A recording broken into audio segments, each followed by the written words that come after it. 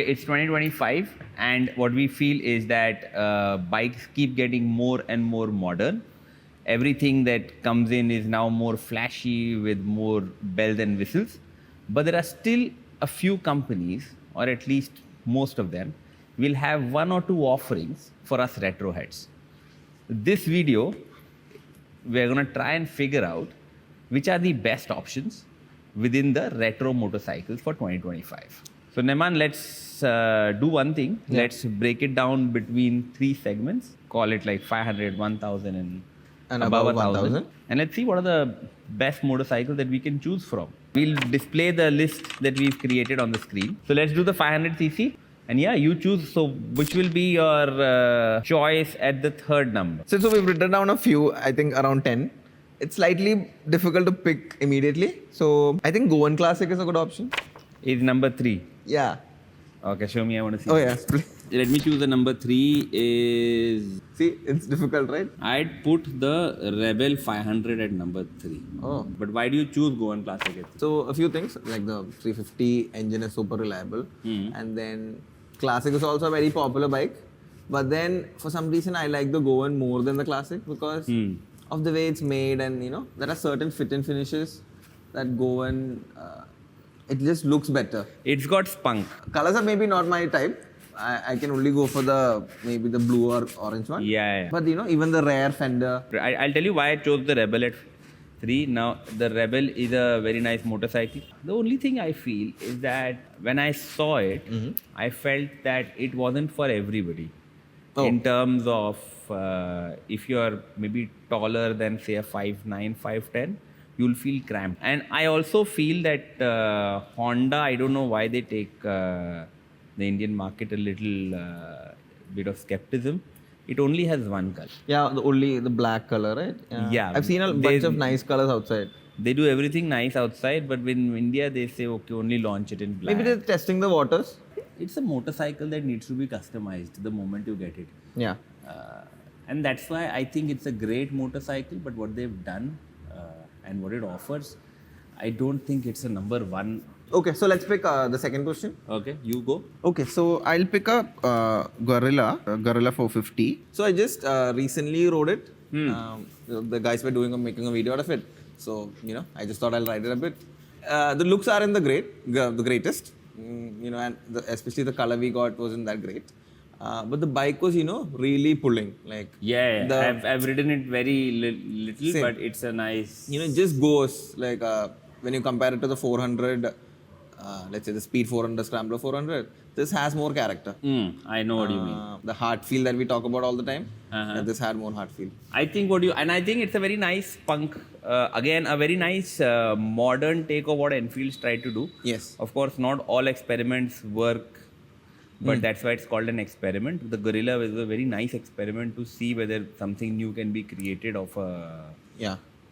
and something that's offbeat Enfield. Okay, I will go for the Triumph Scrambler at number 2. It's nice. It's got the Triumph quality in it. It's a really nice offering it's possibly the top of the line offering in the 400 series. I would choose it at 1, but I think there's a different number 1 on this list. Okay. Yeah, so number 1 for me is Rebel 500. I know you picked it at number 3. I don't know, I've always liked cruisers, and this doesn't look exactly like a typical cruiser. It looks great, and then it's actually slightly low slung, so that my main thing is, you know, I can actually give this motorcycle to my wife so that, you know, both of us can ride it, or, you know, that is my main... It's like a cruiser without the problems. Usually cruisers are supposed to have problems with them. It's possibly a cruiser that may not have problems. Yeah. Right, but I know I think they've built it keeping the Japanese market in mind. The Japanese are usually like us Indians are usually shorter. The build is shorter. It's a perfect motorcycle for India. I think it's a little too expensive for Indian markets to really do well in this. Okay, at number 1, I think what is your number 1?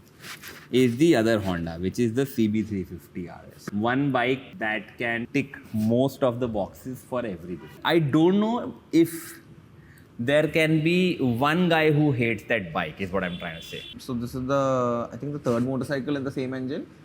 So they've incrementally done better. The classic 350 seems like a slightly better option compared to the CB3. Okay, well, no. I'd say, do you hate the motorcycle? No. Again, it looks great. It looks Do you know chunky. anybody who hates the motorcycle? No, I don't think so. It's a motorcycle that you cannot hate. Correct, correct. You may not love it.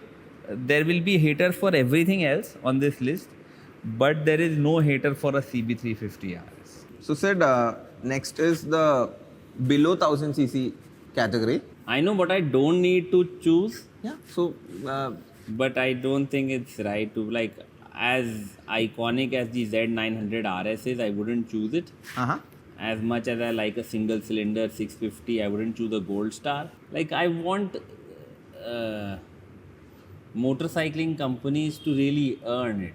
And these are the companies that I feel have not been doing enough in that segment. Gold Just Star- making a good bike doesn't make it a good choice for people. If people can't service it, if people can't buy stuff around it. Okay. My choice for number 3 is the Bear. It makes me very happy to see an Indian brand crafting motorcycles that are appreciated the world over. You know, I think we've deserved our due for very long.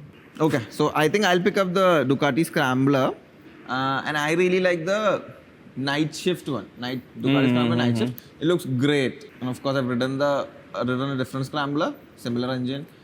It was actually very good, cool. So I think I'll go for 3. Yeah, then you choose 2. So actually I'll pick up the Bear as number 2. Okay. Because yeah, it's a great motorcycle. It looks great, right? And then it rides actually better than an Interceptor. So on number 2, I am divided between a Nightster, a Ducati Scrambler, and a Scrambler 900. I like the looks of the Scrambler 900 a lot. It also gives you a lot of options to do stuff on it. I'm a bit biased towards the Nightster of how it looks and how it could be. But just for the spunk of it, I think the Ducati Scrambler is my number 2 option. They used to have a desert sled back then. But of course, they don't do it anymore. But the whole Scrambler idea of what Ducatis try to do is great. Yeah, they've brought in a completely new lineup, or as they call it, it was always there. But what they've done over the years with the motorcycle, being a Ducati that's known for speed, right, and it's known for performance, you still get a lot of performance within a Scrambler, a Ducati Scrambler, but it's still got a lot of retro vibes to it. It's more modern and less retro. Pick up number 1 now. Do you know my number 1 choice? I think I know, but I think you should say it. I should not say your number 1, right? Okay, it is the T100. Of course it is the T100. No, because there is so much you can do to it. Exactly. It's basically a blank canvas. Not a blank canvas, a very nice canvas, which you can keep on building. Makes sense. And when you get bored of your current Bonneville, you can always swap a few parts and make a new one. I think I'll go for the Scrambler 900. Okay. I'm not the biggest fan of the digital display. It looks a bit funny, but the bike's capability. Okay. Just Scrambler because 900 is like a younger brother for a Bonneville. So we finished the below 1000cc. Now we're moving on to above 1000. Okay. So number 3 position for above 1000cc. I think I'll go for Fat Boy at number 3. Okay. You know, the sad part is that the cafe racers have died completely in this segment. I don't think I can think of one good cafe racer. I really see a space for a nice cafe racer in this whole segment, or even in the 1000cc segment. Yeah. So The which is your Speed Twin, number the 3? new Speed Twin, they have a Thruxtonish looking. Exactly, the RS version. They also have that Breitling version of one of their bikes, I think Street Triple or something. Oh, Which I have not noticed it. Street Triple is not something that I check out a lot. Half a cafe racer. So for a change, I won't choose Bonneville in any of my 3 numbers, okay? Okay. So that I'm a little unpredictable that way. But if it's a good motorcycle, it's a good motorcycle. I think you should pick it up. Okay, number 3, I'll choose a Bobber. Because I feel at this segment, at above 1000cc segment, you don't need a motorcycle that pleases everybody. You need a motorcycle that pleases you. Exactly. And the Bobber being a single seater, a nice looking motorcycle. I think it's also inspired the Java Bobber because it's exactly the same bike with a Java badging and a a bad engine. But yeah, that's why I'd choose a Bobber because You know, when you, especially when you add the saddlebags to it, and somebody who rides solo, I don't see why that cannot become a motorcycle of choice. So for number 2, I will take the Street Bob. I think it's a bike with a lot of soul, and I'm hoping it's retained some of the vibe to it. It still has that old, I mean, the Milwaukee 8 engine, so I'm hoping it will have it. My number 2 position, I would like to give it to the R18 actually. I know I have a. It's too big, yeah. The Fat Boy is too big, R18 is too big. I mean, not the R18 you get in India though. That doesn't look great. I'm talking about the basic R18, which I think looks great. It actually looks a bit retro. So I'll tell you the reason why I don't like the R18. And it's not the R18's fault. It's BMW's fault. Huh? What did they do? Because when they launched the R18, the launch video, the pre-launch video that this bike is coming out was so good. And when they launched the bike, it was so much different than what they had shown. Okay, I'll have to check it out then. So the video had a bike with, this vintage headlamp, upside down U headlamps that we have, like a really Got it, vintage. understood. It had buttons to flick and start the bike. Oh, when was this The ad? gear shifter was coming from outside to inside. Like these levers were not this way, the levers were this way. They built a gorgeous looking motorcycle. And I think they even brought that motorcycle to a couple of events to show the R18 is getting launched. And it was nothing like we'd seen before. And then they launched this BMW headlight in front, simple levers, simple black levers, all of that. The only thing possibly, even the engine had a flick switch to turn on the engine. That video was so cool. Okay, I'll check out the video. And I think BMW let themselves down by releasing a motorcycle that wasn't even half as cool as the one on the video. So the bike that they maybe showed up was maybe an older one. I don't think there was an older R18. They would just showed a bike that this is what we are launching. But I think with all their so-called compliances and brand guidelines, and this is how a BMW needs to look and all these things that it needs to have, all the technology that it needs to have, they just ruined it. I do feel technology has ruined motorcycles. Yeah, that's a different video, I think. So still, I think R18. I think it's a second position for me because the Boxer engine is great. So I've of course ridden the R1290, and I just love the way when it starts that it moves left and right, and when you change the gear, all that I'm assuming will be slightly heightened in this because it's bigger, and it'll even though vibration is not nice. what. It's a battleship. It's not a bike. So for me, number 1 will be the Bobber 1200. Okay. Yeah, the Triumph Bobber 1200. I will change your list and add the Wait, you're adding more? 19 front of the R12. I don't think the R12 is very nice looking Okay. because I bought it. No, the video is what you want to buy. I think this is the best option to buy today if above 1000 cc's.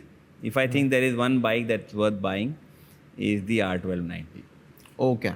Makes sense. Yeah. Makes sense. It's possibly twice the price of everything, but if you look at the prices of all these motorcycles that are here, the cheapest of the lot are only the Triumphs. Why I like it more than everything else is because it's still got a lot of character left to it. That is true. And it's not very intimidating, to look at. Everything else is getting bigger. They just look very intimidating. This, when I ride it, I don't feel intimidated at all. I know it's very powerful, but it's just gorgeous. I don't think I'll ever get bored of it. Yeah. It's one motorcycle I don't think I'll get bored of. Yeah, it looks great. I mean, it rides great also. That is also true. Perfect. So that is what we feel are the best choices available today in the retro class. But of course, those are our choices. And the beautiful thing about motorcycles is that there is a motorcycle for everybody. What do you think are the bikes that we might have missed, or are the bikes that do deserve a special mention?